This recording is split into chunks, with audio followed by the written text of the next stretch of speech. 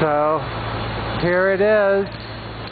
They're just dotting the I's and crossing their T's.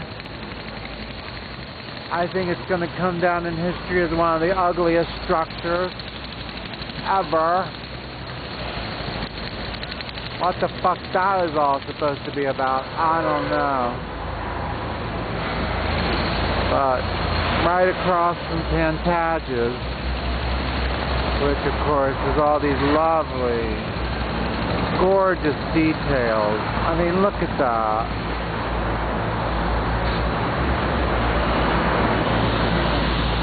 Look at that. Look.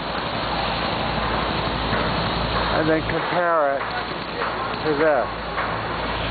The Stalinistic crap. Look at it. Over and out.